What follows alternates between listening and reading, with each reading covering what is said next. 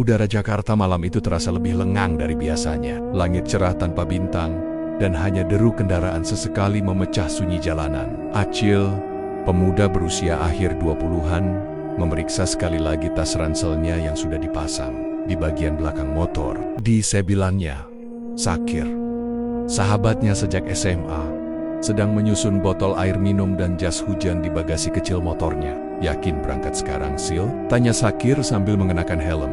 "Yakinlah, kalau nunggu besok pagi, bisa-bisa terjebak macet di Karawang atau Cikampek. Lebih enak lewat malam, jalanan sepi," jawab Acil sambil tersenyum tipis.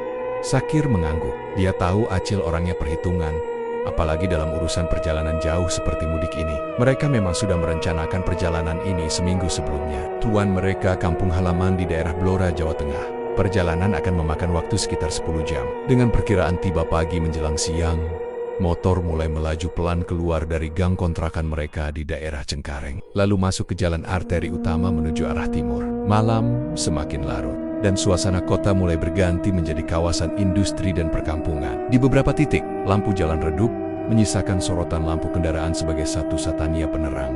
Mereka sempat berhenti sebentar di rest area kecil di sekitar Bekasi untuk membeli kopi kaleng dan mengisi bensin. Sakir menyempatkan diri meregangkan badan sambil mengusap matanya yang mulai lelah.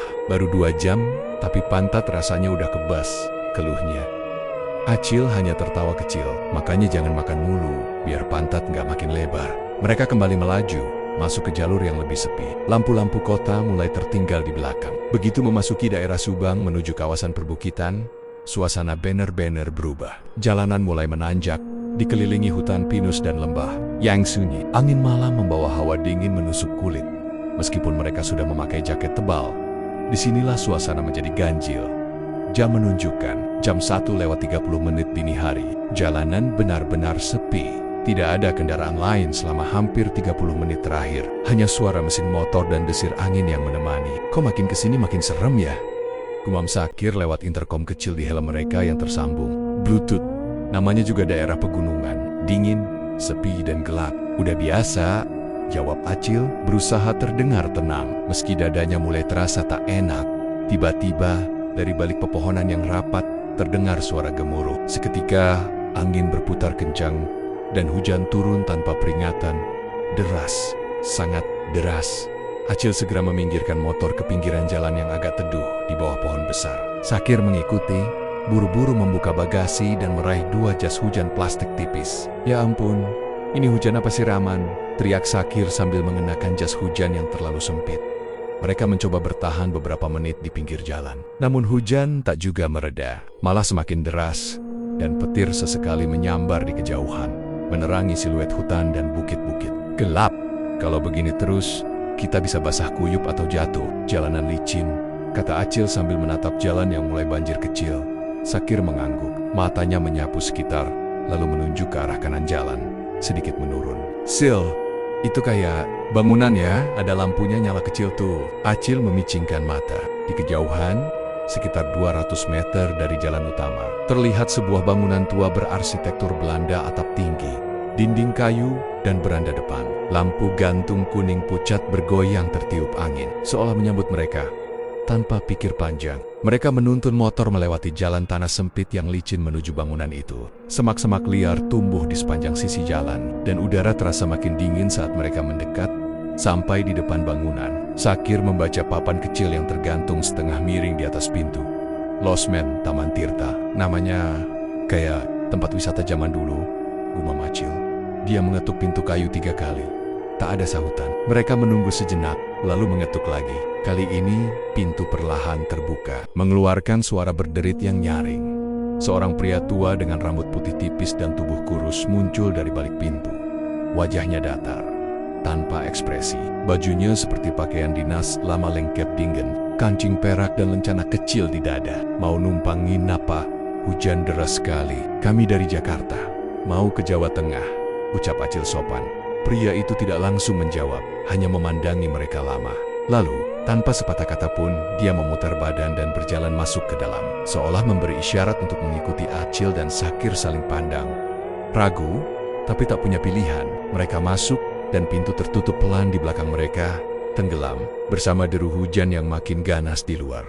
Di dalam, suasana penginapan itu tampak tua dan antik. Lantai kayunya berderit, perabotan klasik tersusun rapi, meski diselimuti debu tipis. Sebuah jam dinding besar berdetak lambat, menunjukkan jam 1:45.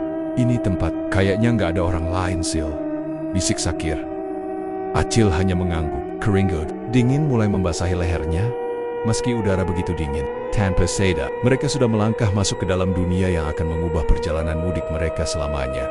Begitu mereka melangkah ke dalam, aroma khas bangunan tua langsung menyambut. Kayu lembab, debu, dan bau dupa yang samar. Lantai kayunya berderit di bawah langkah mereka, dan langit-langit tinggi dihiasi lampu gantung antik dengan cahaya temaram. Di dalam lobi kecil, terlihat meja resepsionis dari kayu jati dengan ukiran rumit, dan rak gantungan kunci kuno tertempel di dinding. Di atas meja terdapat buku tamu tebal yang sudah menguning, dan pena bulu tergeletak di sampingnya. Pria tua itu berjalan ke balik meja dan mengambil sebuah kunci dengan gantungan logam berbentuk oval, bertuliskan kamar 3, 1 malam cukup, ucapnya pelan. Suaranya serak dan berat, nyaris seperti bisikan. Iya pak, cukup semalam. Besok pagi kami langsung lanjut, kata Shakir. Lelaki tua itu menunjuk ke arah lorong panjang yang gelap di sisi kanan. Lurus, lalu belok kiri. Kamar paling ujung.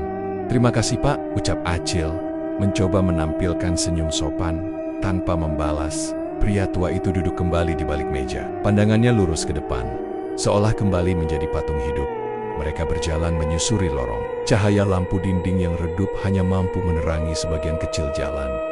Lantai kayu memantulkan langkah kaki mereka. Di sepanjang lorong, tergantung lukisan-lukisan tua bergambar wajah orang Eropa. Semua mengenakan pakaian abad ke-19. Senyum mereka beku, dan mata mereka entah mengapa seolah mengikuti. Shakir menoleh ke Acil. Gila, tempat ini kayak museum tua. Kok bisa masih beroperasi? Acil mengangkat bahu.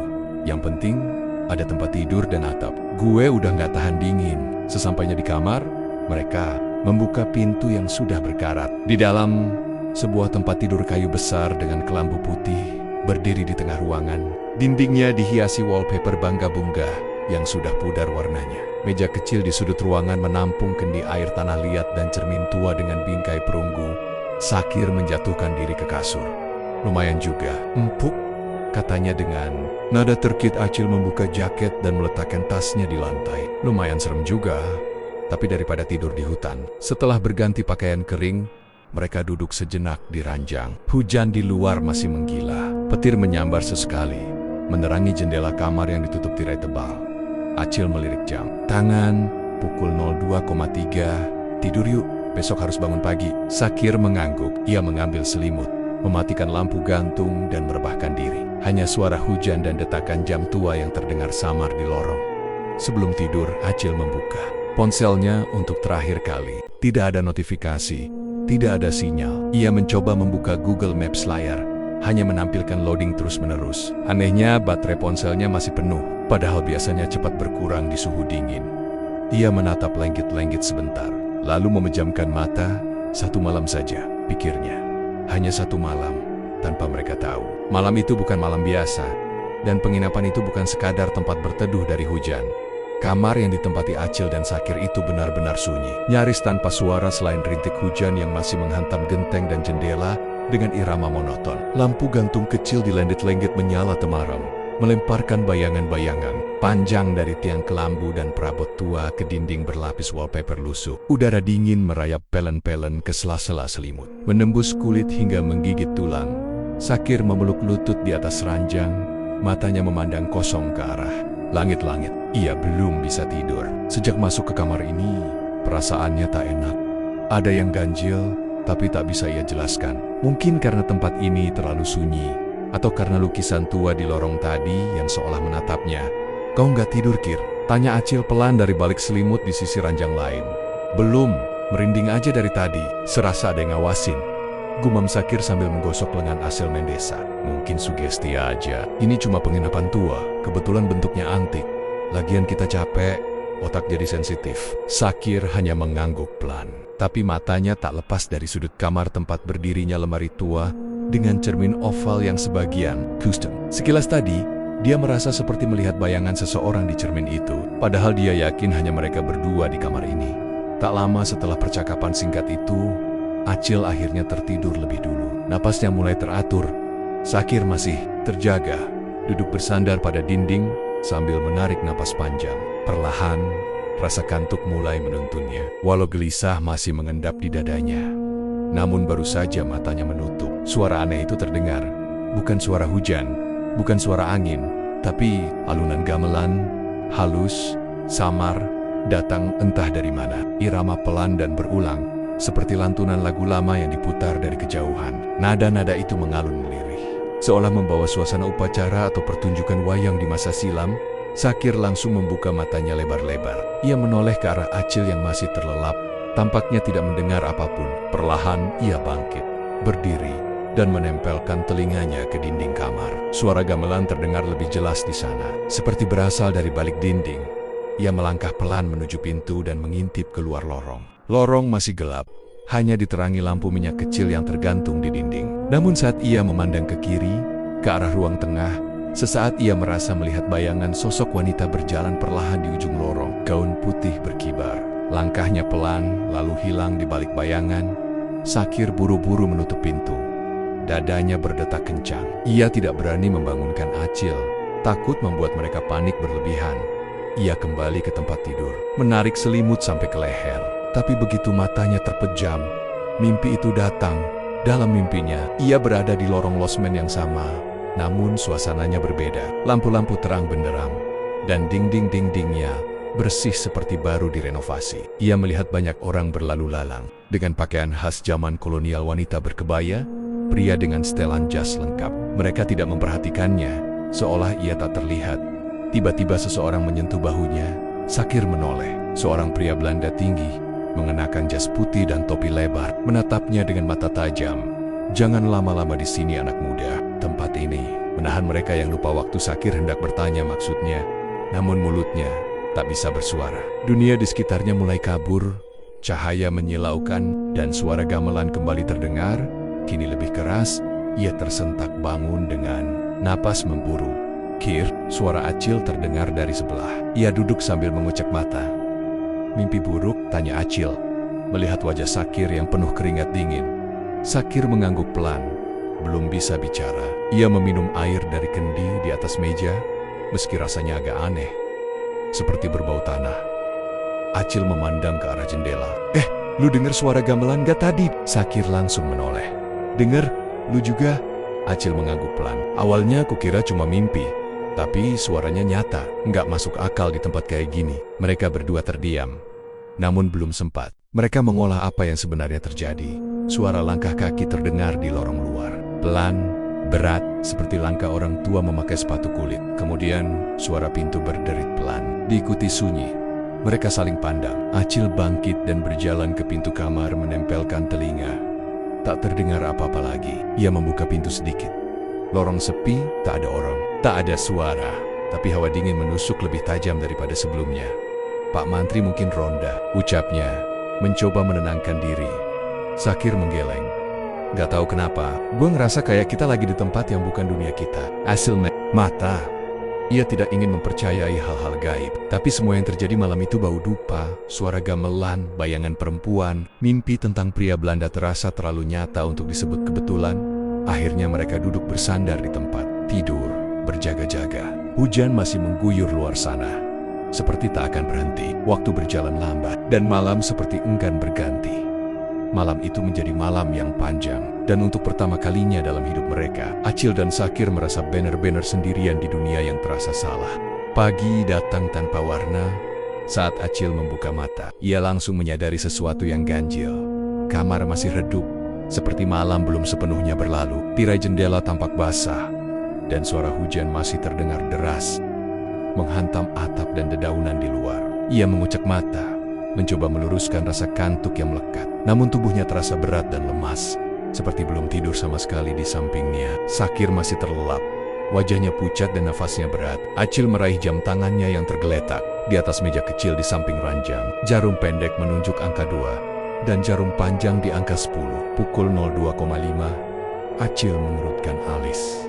"Gila, apa jam ini rusak?" gumamnya. Ia segera mengambil ponsel yang ia isi daya semalam. Layar menyala. Baterai masih penuh 100%. Ia buka layar utama, dan jam di ponsel juga menunjukkan 02,5. Ia coba menyegarkan tampilan, menyalakan mode pesawat lalu mematikan kembali. Tetap sama, ia menoleh ke jendela. Hujan masih turun deras, langit gelap pekat seperti menjelang subuh. Tidak ada tanda pagi, tidak ada kicau burung, tidak ada cahaya matahari menembus tirai. Sakir mulai menggeliat pelan, lalu membuka mata. Udah pagi, katanya sih begitu, jawab Acil pelan. Sakir duduk memijit kening. Kok kayak nggak tidur ya? Kepala gue berat banget. Mimpi aneh lagi tadi tapi udah lupa. Acil tidak menjawab. Ia berjalan pelan ke jendela, menarik tirai sedikit dan mengintip keluar. Halaman penginapan tampak berkabut. Pohon-pohon basah berdiri diam seperti patung. Dan jalan tanah menuju jalan raya sudah tertutup air. Masih hujan, lebih deras malah. Ucapnya tanpa menoleh. Sakir melirik ke jam tangannya, lalu langsung menoleh tajam ke Acil. Loh, jam lu juga berhenti di 02,5. Acil mengangguk. Ponsel gue juga nggak berubah. Sakir menatap sekeliling kamar, seperti mencoba memahami ruang yang kini terasa asing meskipun semalam sudah mereka tempati. Sil, kayaknya kita belum benar-benar tidur deh. Atau tempat ini nggak biarin kita bangun. Ucapan itu membuat bulu kuduk Acil meremang. Tapi ia tetap mencoba rasional. Mungkin kita terlalu capek, jamnya mungkin rusak, atau sinyalnya kacau karena badai. Sakir mengangguk pelan, tapi dari raut wajahnya terlihat jelas bahwa ia tak percaya sepenuhnya. Setelah minum beberapa teguk air dan mencoba makan roti kering yang mereka bawa dari tas, rasa kantuk justru datang lagi, menggulung seperti kabut. Kelopak mata mereka berat, tubuh melemas, dan napas semakin dalam. Ngantuk banget, bisik Sakir sambil membaringkan diri lagi. Acil tak sempat menjawab. Sekejap kemudian, mereka berdua sudah kembali tertidur. Ketika Acil membuka mata lagi, rasanya seperti baru 5 menit tertidur. Namun kamar tetap sama. Gelap, redup, tirai tak bergerak. Suara hujan masih sama. Ia meraih ponsel. 02,5, gila, ini nggak normal, gumamnya. Sakir juga sudah bangun, duduk di tepi ranjang sambil mengusap wajah. Kayaknya kita nggak benar-benar tidur, Sil. Rasanya kayak disedot ke dalam mimpi yang nggak kelihatan. Kosong, tapi nyeret kita terus. Acil berdiri, melangkah ke pintu kamar. Ia membukanya pelan. Lorong di luar masih seperti semalam. Lampu temaram, lukisan tua, udara dingin menusuk. Tak terdengar langkah siapapun, tak ada suara lain. Kita harus keluar, ini udah nggak masuk akal, ucapnya. Mereka mencoba pergi ke lobi, namun saat sampai di sana, mereka menemukan meja resepsionis kosong. Pak Mantri tak terlihat di manapun, buku tamu masih tergeletak, pena masih di tempatnya. Jam dinding di lobi besar dan antik menunjukkan 02,5. Gila, semua jam di sini mati di angka yang sama, kata Sakir. Mereka memanggil-manggil, Pak Mantri, tapi tak ada jawaban. Ruangan yang kemarin terasa tua tapi masih hidup, kini seperti mati, seperti rumah kosong yang sudah lama ditinggalkan. Bahkan udara pun terasa berat dan bau apek semakin kuat. Kembali ke kamar, mereka mencoba istirahat lagi. Tidak ada yang bisa dilakukan. Hujan belum juga berhenti. Ponsel mereka tak bisa mengakses sinyal. Tidak ada layanan internet. Tidak ada GPS. Setiap kali mereka mencoba tidur dan bangun, rasanya seperti berputar dalam lingkaran. Tidak pernah benar-benar bangun. Tidak pernah benar-benar istirahat. Tubuh mereka seperti kehabisan energi. Tapi tidur tidak mengisi kembali. Hari terasa seperti tidak pernah berganti. Entah keberapa. Sakir menatap Acil dengan mata kosong. Gue nggak tahu ini hari keberapa, Sil. Bisa aja baru semalam. Pist, juga udah lebih dari itu. Acil mengangguk pelan. Matanya sayu, pipinya pucat. Yang jelas, kita nggak di tempat normal. Jam nggak jalan, hari nggak berganti, kita mungkin terjebak. Sakir berdiri, berjalan ke cermin tua yang tergantung di atas meja kecil. Ia menatap wajahnya sendiri. Matanya cekung, kulitnya pucat. Seperti orang yang sudah berhari-hari tidak tidur. Tiba-tiba, di pantulan cermin, ia melihat bayangan orang lain berdiri di belakangnya. Seketika ia menoleh dan tak ada siapapun. Ia menatap Acil. Sil, gue rasa tempat ini nahan kita. Kita harus cari jalan keluar. Besok, kalau besok pernah datang. Acil tak menjawab. Tapi, dalam hati, ia pun mulai merasakan hal yang sama. Losmen Taman Tirta bukan sekadar penginapan tua. Ia seperti ruang yang berdiri di luar waktu. Dan sekarang, mereka mulai kehilangan kendali atas waktu mereka sendiri. Entah berapa kali mereka tidur dan bangun, Sakir tidak bisa menghitung lagi. Ia hanya tahu satu hal pasti, waktu tak berjalan. Setiap kali membuka mata, keadaan kamar tetap sama. Cahaya di luar jendela tak pernah berubah. Tirai basah, suara, hujan, hawa dingin, dan langit yang kelabu seperti lukisan yang diputar ulang terus-menerus. Pagi itu, atau apapun waktu itu, sebenarnya Acil duduk di pinggir ranjang sambil memandangi layar ponselnya. Ia menekan tombol daya, dan layar menyala. Baterai 100%. Ia mengerutkan dahi. "Kir," panggilnya. Suaranya berat. "Lu ngecas HP lu nggak semalam?" Sakir, yang sedang duduk termenung di kursi dekat jendela, menoleh lambat. "Enggak, Ju. Malah lupa HP gue taruh di mana." Acil menunjuk layar ponselnya. "Baterai gue nggak berkurang dari semalam. Masih utuh, 100%. Padahal semalam gue buka beberapa aplikasi juga." Sakir segera mengambil ponselnya yang tergeletak di tas. Ia tekan tombol power 100%. Ia menatap Acil. "Ini aneh, Sil." Acil mengangguk. "Kayaknya ini bukan sekadar masalah jam rusak. Di tempat ini, nahan kita. Nahan waktu juga." Mereka terdiam lama. Bahkan suara hujan kini terasa seperti dering samar yang terus berdengung di kepala. Tidak berubah volume maupun ritmenya, seolah terjebak dalam satu fragmen waktu yang berulang. Akhirnya, mereka sepakat mereka harus keluar dari kamar itu. Padim, terlalu lama hanya membuat keadaan makin tak masuk akal.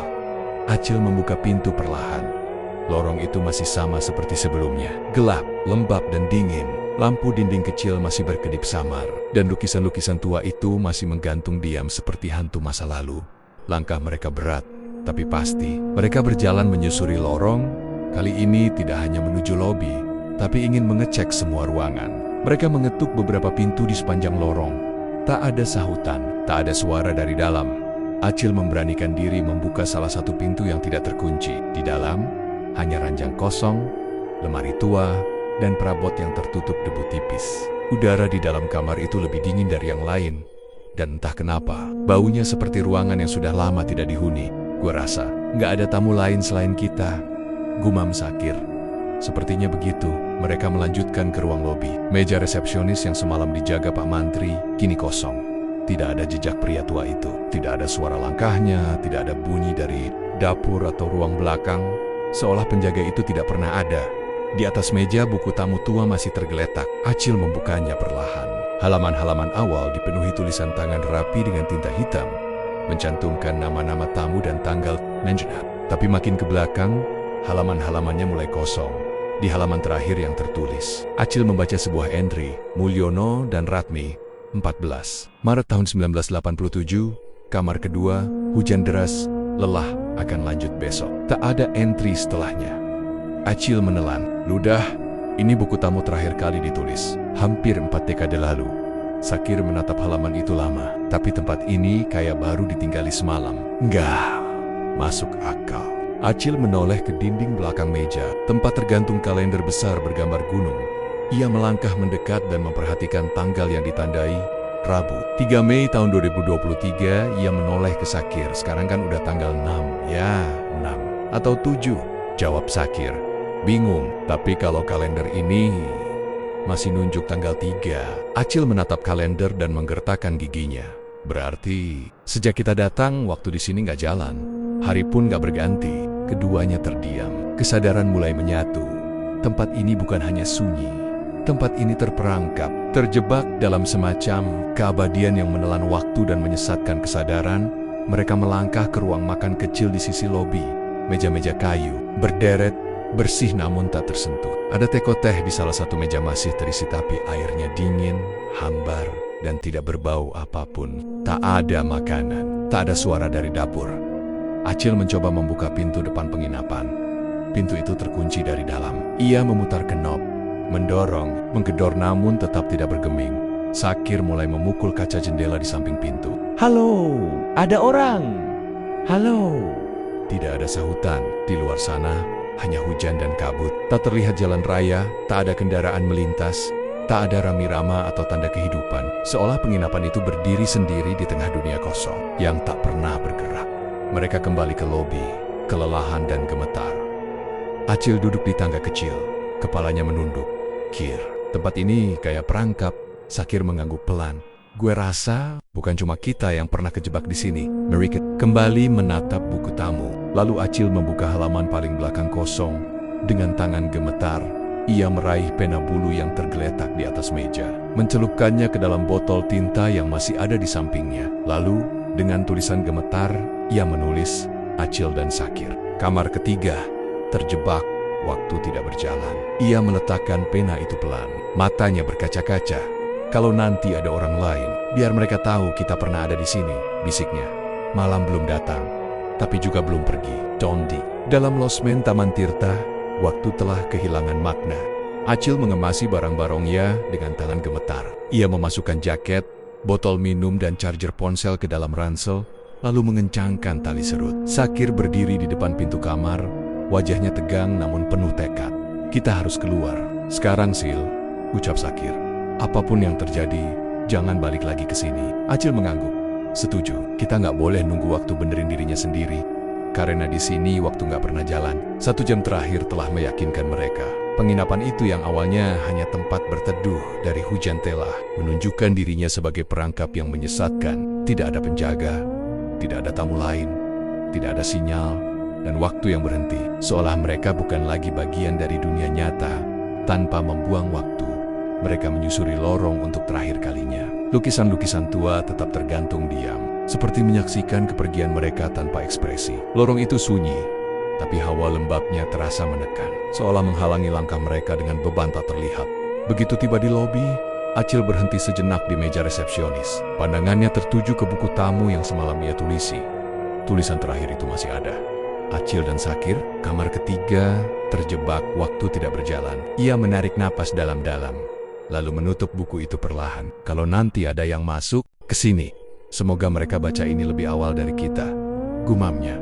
Sakir sudah di ambang pintu. Ia mencoba kenop pintu utama sekali lagi. Dan kali ini anehnya pintu itu berderit terbuka dengan mudah. "Loh, kemarin ini dikunci kan?" tanya Sakir pelan. Acil tak menjawab. Ia hanya menatap halaman luar yang kini tampak berbeda. Hujan telah berhenti.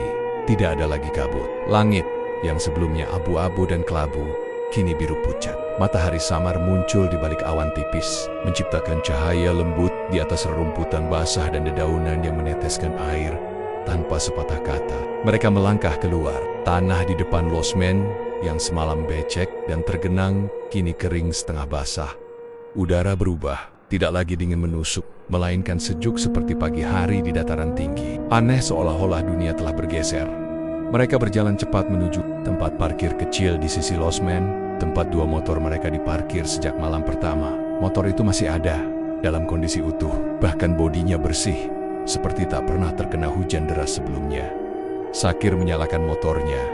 Mesin menyala dalam 1 kali sentuhan. Ia menoleh ke Acil, lalu tersenyum tipis. "Motor kita masih mau kerja, berarti alam ini belum nelan kita bulat-bulat." Acil mengikuti. Mesin motornya pun menyala tanpa kendala. Mereka mengenakan helm dan sarung tangan tanpa banyak bicara. Rasa waspada masih melekat kuat. Acil sempat menoleh sekali lagi ke arah bangunan tua itu. Losmen Taman Tirta berdiri diam, sunyi, seperti raksasa tua yang sedang tertidur. Dan dalam sekejap, saat Sakir mulai menggas motornya perlahan, mereka merasa dunia berubah. Jalan tanah yang sebelumnya mengarah ke hutan dan tepi tebing, kini tampak lebih terang dan terbuka. Pohon-pohon tidak lagi menghitam seperti bayangan kelam, melainkan hijau segar. Udara dipenuhi aroma daun basah dan tanah pagi. Di kejauhan, terdengar suara ayam berkokok dan desir angin yang membelai daun-daun. "Kir, ini bukan suasana semalam," kata Acil, setengah tak percaya. "Kayak kita dipindahin ke tempat lain," jawab Sakir. Tapi tetap di tempat yang sama. Mereka menuruni jalan setapak itu dengan hati-hati. Roda motor berderak pelan melewati akar-akar pohon. Setelah beberapa menit berkendara, akhirnya mereka tiba kembali ke jalan raya utama yang semalam seperti lenyap dari peta dunia. Kini jalan itu tampak hidup kembali. Ada kendaraan lewat, mobil bak terbuka, motor bebek, bahkan truk kecil pengangkut. Sedih, seorang petani melintas membawa gerobak. Menatap mereka sejenak sebelum kembali berjalan seolah tak ada yang aneh. Sakir menghentikan motornya dan membuka helm. "Sil, kita beneran keluar." Acil memeriksa ponselnya. Sinyal kembali muncul. Bar sinyal penuh. Lalu jam digital di layar berubah. 06:43 Minggu 7 Mei tahun 2023 Sakir. Ini hari ketiga sejak kita masuk losmen itu. Ucap Acil pelan. Kita nginap 3 hari. Padahal dalam ingatan mereka, itu semua hanya seperti malam panjang yang tak pernah selesai. Sakir tak bisa berkata apa-apa. Ia menatap kembali ke arah hutan di belakang mereka. Tapi losmen itu tak tampak lagi. Jalan kecil yang tadi mereka lalui menghilang, tertutup semak dan akar. Seolah tempat itu tak pernah ada. Loh, tadi jalan ini beneran kita lewatin kan? Tanya Sakir. Acil mengangguk perlahan. Kita nggak halusinasi, tapi tempat itu mungkin memang nggak mau ditemukan lagi. Mereka berdua diam cukup lama. Udara pagi mengalir lembut, namun dada mereka masih sesak. Di ponsel, notifikasi pesan-pesan yang tertunda mulai bermunculan. Grup keluarga, teman kerja, pertanyaan kenapa belum sampai kampung, kenapa belum balas pesan. Semuanya menunjukkan bahwa waktu di dunia luar terus berjalan, dan hanya mereka yang seolah menghilang. Sakir akhirnya kembali, mengenakan helm dan menstarter motornya. Ayo Sil, kita lanjut pulang. Tapi kalau nanti ada penginapan aneh di tengah hutan, gue mending tidur di musala. Acil tertawa kecil, getir. Iya, kita cari tempat yang ada orang beneran, bukan yang jamnya berhenti. Mereka melaju perlahan. Kiara meninggalkan jalanan perbukitan Jawa Barat yang semalam hampir menelan mereka hidap-hidap. Tapi di kaca spion Acil, samar-samar, terlihat cahaya kuning yang berpendar singkat dari balik pepohonan. Losmen itu mungkin selesai dengan mereka. Langit pagi itu tampak bersih, nyaris tak menyisakan jejak kelabu dari malam-malam panjang yang baru saja mereka lewati. Acil dan Sakir menuruni jalanan yang mulai ramai oleh kendaraan pemudik.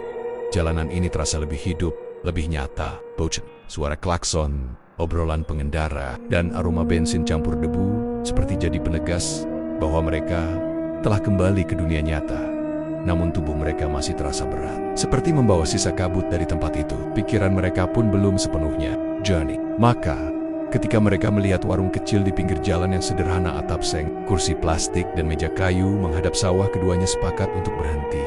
Sakir mematikan motornya dan menurunkan standar. Sil, kita makan dulu. Ya, gue masih goyang serius. Acil mengangguk. Gue juga butuh kopi panas. Dan kita harus nanya di mana kita sekarang. Mereka duduk di bangku panjang di bawah tenda biru yang sudah luntur warnanya. Seorang ibu parubaya mengenakan daster dan apron lusuh keluar dari belakang warung sambil mengelap tangan dengan handuk kecil. 2 piring nasi goreng bu, sama teh manis anget. Ya, kata Sakir. Siap. Tapi kalian dari mana? Tanya si ibu sambil menatap mereka tajam. Acil dan Sakir saling pandang. Acil mencoba tersenyum. Dari arah atas bu, mau mudik. Semalam nginep di penginapan. Losmen tua, entah apa namanya. Si ibu berhenti sejenak, matanya menyipit. Losmen di arah atas, Sakir mengangguk. Iya, tadi pagi kami turun dari sana. Ibu itu tak segera menjawab. Ia melirik mereka berdua, lalu masuk ke dalam warung. Beberapa menit kemudian, ia keluar sambil membawa 2 gelas teh manis dan 2 piring nasi goreng panas. Sambil meletakkan piring, ia akhirnya berkata, pelan, kalian kemana aja 3 hari ini? Acil dan Sakir sontak mendongak. 3 hari? Tanya Sakir. Iya, 3 hari yang lalu kalian lewat sini, duduk sebentar di sini juga. Katanya mau langsung lanjut, tapi nggak pernah kelihatan lagi. Saya pikir kalian kecelakaan atau nyasar di hutan atas sana, kata si ibu sambil menunjuk ke arah bukit yang tadi mereka lewati. Acil menatap jam tangannya. Baru jam 7:15 menit, rasanya mereka hanya bermalam semalam. Mereka bahkan masih ingat jelas kapan mereka datang ke penginapan, tidur, lalu memutuskan untuk pergi. Tapi sekarang, 3 hari, kami cuma nginep semalam bu di losmen itu. Yang besar, tua, agak di pinggir hutan, ada tiang-tiang besi, lampunya kuning redup. Ucap Acil mencoba menjelaskan. Wajah si ibu berubah. Gak ada losmen di atas. Sana mas, dulu ada, tapi itu udah kosong puluhan tahun. Setahu saya udah lama angker. Pernah ada yang kesasar ke situ, katanya. Tapi gak ada yang benar-benar tahu letaknya sekarang. Sakir menelan ludah. Ia merasa tubuhnya kembali merinding. Ia ingin menyangkal, ingin mengatakan bahwa tempat itu nyata, bahwa mereka tidur di kasur, minum air kendi, mendengar suara gamelan, semua nyata. Tapi kenyataan justru makin kabur dengan setiap kata yang keluar dari mulut si ibu. Mereka makan. Dalam diam, nasi goreng itu terasa hambar. Bukan karena kurang bumbu, tapi karena kepala mereka penuh dengan pertanyaan. Sil, kata Sakir lirih sambil menyeruput teh. Kalau kita nginep 3 hari, Keluarga pasti panik. Acil buru-buru membuka ponselnya. Sinyal penuh. Puluhan pesan belum terbaca masuk ke grup keluarga. Acil, kamu udah sampai mana? Udah 3 hari nggak ada kabar. Kami cemas. Tolong hubungi kami kalau kamu baca ini. Sakir juga menatap ponselnya. Notifikasi panggilan tak terjawab, pesan suara, semuanya tumpang tindih. Acil menunduk. Gue pikir semalam aja, tapi ternyata kita beneran hilang dari dunia ini 3 hari. Sakir menatap ke jalan raya. Matanya kosong. Tempat itu bukan milik kita, Sil. Kita masuk ke ruang yang bukan buat manusia biasa. Mungkin kita diizinkan masuk, tapi nyaris nggak bisa keluar. Acil menatap langit, sekarang biru, tenang, seperti tak pernah ada badai. Gue cuma bisa bersyukur kita balik, katanya pelan. Tapi bagian dari diri gue masih tertinggal di sana. Ibu warung datang kembali. Mau nambah, Mas? Sakir menggeleng. Enggak. Bu, terima kasih. Kami mau lanjut perjalanan. Setelah membayar dan mengucapkan terima kasih, mereka kembali ke motor. Sebelum memasang helm, Sakir sempat menatap ke arah bukit. Sil, lo masih bisa lihat jalannya nggak? Asel menenggak, mencoba mencari jejak jalan tanah kecil yang semula mereka lalui. Tapi tak ada. Yang terlihat hanya hamparan pohon dan semak belukar rapat. Tak ada jejak jalan, tak ada bangunan di sela-sela pepohonan. Seolah jalan itu sengaja ditutup. Atau tidak pernah banner-banner ada. Udah nggak ada, bisik Acil. Kita nggak akan nemu lagi tempat itu. Mereka menyalakan motor dan mulai melaju perlahan, menyusuri jalan raya yang mulai padat. Suara klakson dan deru mesin kini terasa menenangkan, seperti penanda bahwa mereka benar-benar telah kembali ke realitas. Namun sepanjang perjalanan, mereka tetap diam. Tak ada obrolan, tak ada tawa. Mereka sadar, yang mereka alami bukan sekadar pengalaman aneh, tapi peringatan bahwa di dunia ini, ada tempat-tempat yang tak bisa dijelaskan, yang tidak mengikuti hukum waktu atau logika manusia. Dan mereka adalah orang-orang yang pernah menyentuh batas itu dan kembali.